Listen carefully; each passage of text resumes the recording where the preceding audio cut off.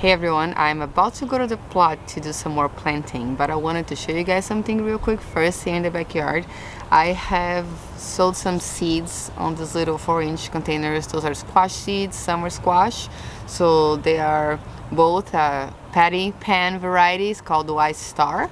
So they're going to be little round yellow little squashes, summer squashes. And I don't know where they're going to live yet. That's why I decided to plant them in here in these little containers. And then once they sprout, I'll find a home for them. But now I'm actually heading to the plot to plant some other things in our Three Sisters garden.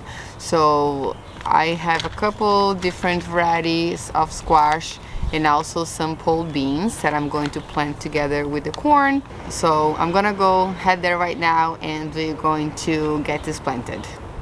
Okay, so let's just take a look at how things are doing in the plot real quick before we plant the beans and the squash. So the status here, it's looking like it's starting to bloom, and I love this color. It's like a little apricot pinkish sunset color. I love this. I was not sure if this was gonna make it or not. I picked it as a cool flower, but I'm very happy to see it blooming. And after I cut this, maybe it will bloom for a week or two, and I'm not sure it's gonna send another stalk, so I wanted to show you guys the color on this video now.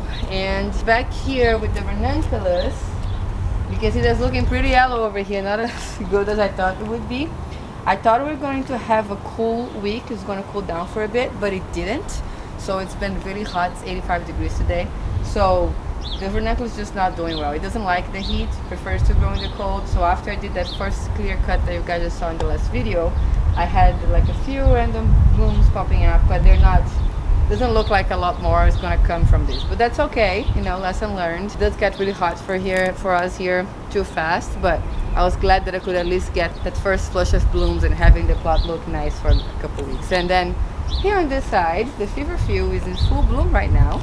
Look at that, they're all blooming. They're very pretty. Those are the single ones. They have this open center, and I think they look so pretty. It's hard to believe that a lot of these guys volunteered, and they're so big like this year.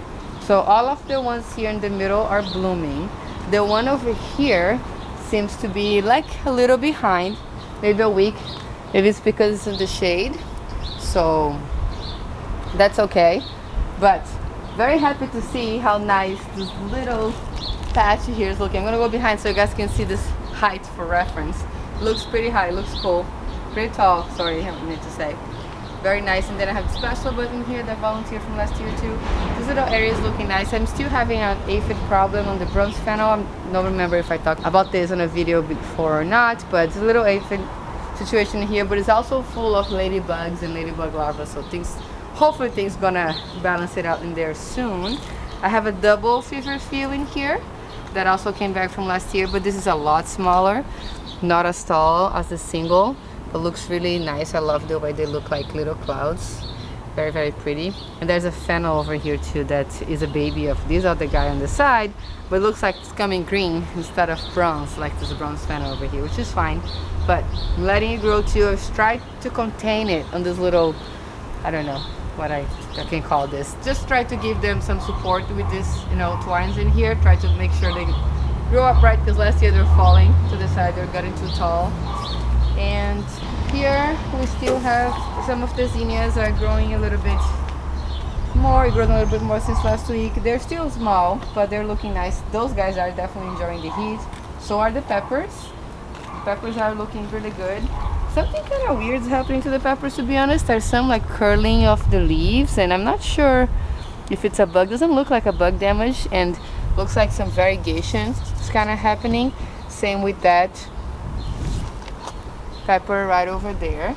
So I don't know what it is, so hopefully it doesn't hurt the plant too much, but we'll see how it goes. We already have one little pepper, believe it or not, back here. I just saw yesterday. I was so excited. Look at that, a first pepper. I think I labeled this a poblano, but this looks like a jalapeno, so let's see. Maybe I mislabeled my stuff, but oh, there's two. Another one over here. Oh no, I accidentally picked it. Well, with having this little pepper for dinner tonight. Put it in my pocket over here. But anyway, so cool to see that we already have some peppers going. Tomatoes are looking great. They look a little taller to me than last time when I did the garden tour, I don't know. But they're looking pretty good. I came around and I did prune most of them. There's lots of leaves over here on the bottom. The leaves are healthy when I prune them. I just throw them in here so they can compost in place.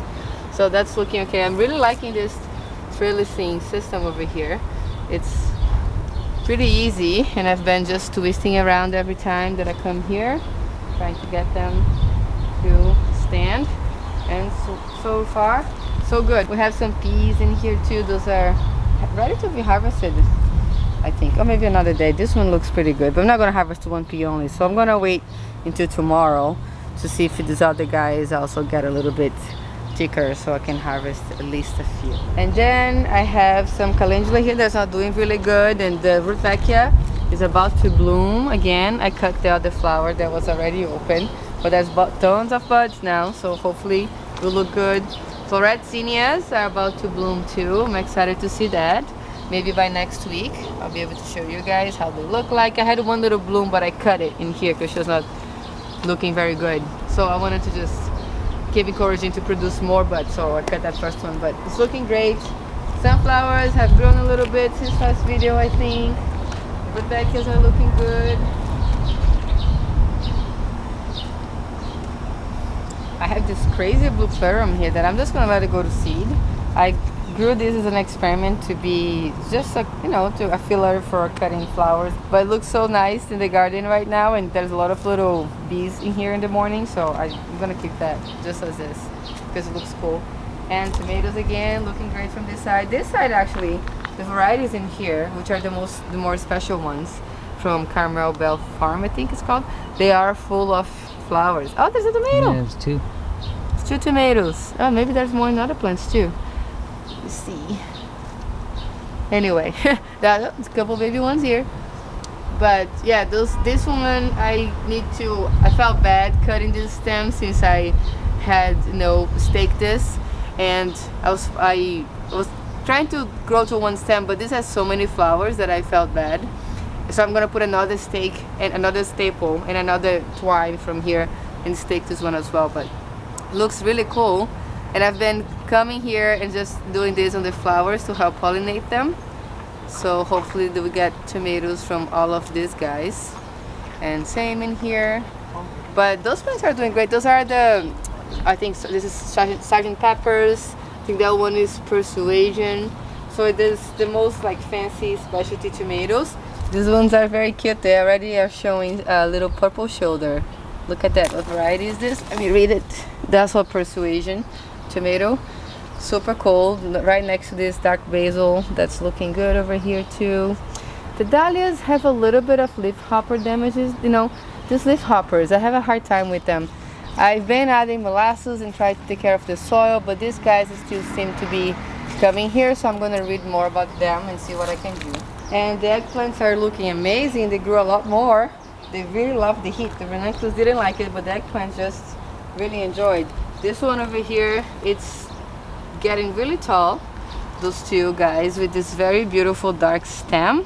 And I don't think I have a oh yeah, this is the dark purple eggplant. This is a Japanese eggplant. It's going to be a long eggplant, so very nice. This one's doing okay, not growing as much, but in general, they have put a lot of growth in the last week. I think for the last few days, honestly, it hasn't even been a full week since I filmed the last garden tour, but because it's been so hot, lots of things are growing fast. And here, the okra is looking okay. I don't remember now, to be honest, if I already had the okra when I did the garden tour, but I just planted these guys in here. Maybe I did. And they're doing fine. They're very little, but they get a really big taproot, so I wanted to get them in as soon as possible. They germinated outside, so they are already acclimated. Marigolds are looking great over here, and we made it to the Three Sister Garden. This is where we're going to today continue making the garden. You know, I first sowed this corn in here. You can see that they are kind of growing at different speeds. This guy is a lot bigger, but it is what it is. I wanted all of them to kind of be all this size before I sowed the beans, but it's already June, so I want to make sure I do plant these beans there sooner than later. I am going to also inoculate these beans this time, but I did something different. If you missed the video that I inoculated the beans that I planted in the arches, and also was the same video that I planted this corn, I'm going to make sure to link it up here so you can watch that. And on that video I have actually inoculated the beans with the seeds dry, and I found that it didn't look to me that it was really sticking to the seeds, so this time I decided to soak the seeds. So these beans here have been soaked overnight, so they look nice and plump. I drained the water because I was transporting them, but I'm going to put the rhizobia bacteria in there. So this is the package. I got this from Joni's, and it's a garden combination, so I can use for peas and beans. And I'm going to just throw a little bit on top of the beans. So it's inoculated in peat moss as a little kind of powder. Put in there. Oops. And I'm going to just shake these beans around. I'm not really following like a amount measurement. I'm just trying to, you know, coat them as much as I can in here. So I already can tell it looks a lot nicer with the water, so maybe from now on I'm going to make sure to water them before. We'll see. I will really see if this worked once I pull these beans out at the end of the season, and I will look for the nodules on the roots to see if that did create a relationship with the rhizobia and helped fixing some nitrogen back in the soil. So we're going to start with that, and then after that we're going to plant the squash, which I have also done something to it. I'm full of experiments in the garden this year. I have actually added some fertilizer, some fish emulsion to aid the germination of the squash, but I'll talk a bit more about that later. Let's start with the beans. Just going to poke some holes by the corn. I planted 10 corn seeds in here and only 8 germinated, but it's pretty good. Just going to do little holes right next to the corn. And the intention is that the corn is going to, the bean, once it sprouts and start growing, is going to use the corn as a trellis, as a pole, and it's going to grow together with it. So I'm going to do 2 beans per hole, just to make sure they germinate. I hope I have enough. I hope I counted correctly. But I will tin. Before, when I had more than 1 bean growing in the corn, it kind of strangled the corn, so I'm going to do 1 corn, 1 bean this time. And I will tend it to the healthiest one once those do come up. So one more time here, just poke the holes. And beans are a big seed, so they can be planted quite deep, so 1 inch down is totally fine. So just throwing the seeds in there. And since this used to be a compost pile, I'm going to just throw this back. The rhizobia in here, it can't hurt, right? So just adding some more life back in this soil. Okay, I'm going to clean my hands a bit.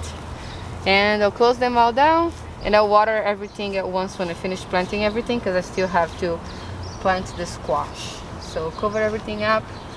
I added a bit of compost here on the top just to add a bit more nutrition to this soil too. Hopefully they'll grow well here, because I just put some sort of topsoil in here that's looking a little, you know, not great. So hope for the best. We'll see how it goes for the season. Now the squash, I have 2 different varieties of squash in here that I'm gonna plant, 1 in each corner, 1 on each side. And I want them to, this one here, I might train to go up to this fence behind me to trellis up. And this other one here, it's a bigger variety of squash, kind of, it looks like a kabocha squash, like a big green round squash. I wanted to kind of trail down the garden that way and sort of start, like, you know, spreading all over the place. So let's start with this one. I used fish and seaweed emulsion for this to soak these beans, these seeds of this squash. Squash can be a little tough to germinate, it can take a little time to germinate, so I decided to do that to help aiding the germination. I just learned that the bacteria in the fertilizer also helps breaking the cell walls a little bit, and it will help it germinate faster, and also it creates a good relationship with the bacteria that's in the fertilizer too. Oh, this seed is empty, not viable. How sad. If it bends like this, there's no germ inside, that doesn't do anything. So okay, so only 2 seeds, hopefully they will germinate. I'm going to throw this water right back on top of here and cover them good. I'm going to cover this a little bit more because the birds and the rodents like to eat the squash seeds sometimes. So hopefully they won't get this one. This is the tag, and it's called Abóbora Itapuã. It's a Brazilian variety, but as I say, it looks like a kabocha. It's green on the outside, about this size, and has very dark orange flesh that's very sweet. So we'll see how they'll do in our garden this year. And the the other one is the honey nut squash that I have grown many times. So this is a cross between the butternut and I think a kabocha or a round squash too that has a better flesh. So, but it turns out to be a little tiny looking butternut with dark tan skin and very sweet flesh inside. It's really good. I have 3 seeds in here also, just like as an insurance in case they don't all germinate. But I'm trying to only thin out to 1 plant because the squash gets huge. So I'm gonna put this a little bit closer to the fence over here. So I'm going to dig a little hole. I wonder if I should put in the middle. What do you think, then? In the middle or here in the edge? Maybe in the middle. Try in the middle. Yeah, I'll put right here in the middle. Some trash in here. Take it. Throw the seeds in there. Cover it up. And the tag. And let's hope for the best in there. Actually, let's add this little liquid for extra nutrition over there too. And one of the reasons why I also wanted to plant this in June is to try to avoid a bit the cycle of the vine borers. So we have a big problem with squash vine borers here, and they always tend to get to a squash and we never have a good, harvest. So I've learned that if you try to plant a little later, maybe in June, you kind of miss the reproductive cycle of them, and there's a chance that we can get them to do better, to not get attacked by the pest. So we'll see. Planting them in June, hopefully they will germinate in a week. I might even cover them, to be honest, when they germinate for a little bit until July maybe, until they get a little bigger, and then we'll see from there what's gonna work. All right, so that's it for the planting. I'm just gonna go grab a hose and make sure to water these really well. I'm also going to water the garden after because it's been a hot day and everybody's looking a little thirsty. The soil is looking very dry too. So let me go grab that hose real quick and I'll be right back. Alright, I got the water and I just realized that I forgot to tell you guys what kind of beans I am planting here with the corn. So I have the packaging here with me. Those are emerald pole bean. I'm not sure if I'm pronouncing this correctly. So this is the botanical name, and this is a filet pole bean. It says it has excellent flavor and texture. So requires trellising, which the corn will provide trellis. And this is supposed to be kind of like the French haricot vert bean, which is the skinnier one that's really good for cooking. So hopefully that will be good. It's going to be our first time growing them. I'm excited to see how that will do in the garden. And now we can get to watering. Just going to try to water really well because it's been very hot and the soil is not looking so great. So every time that I sow seeds, I like to water the soil every day for about a week or until they germinate. Make sure that soil surface is nice and wet the whole time. So since I am planting this from seed also, I'm gonna try to come here every morning and water a little bit to try to speed up the process. They have been pre-soaked, all of them, the squash and the beans, so I'm hoping that they come up in less than a week, but I'll let you guys know. But I'll end this video here. If you have any questions about anything, please let me know in the comment section down below. I'm going to link a video here with the last garden tour. It's only been a week, but it's still cool to see how much growth we already had. So thank you so much for watching today. I hope you're having a great day, and I'll see you next time.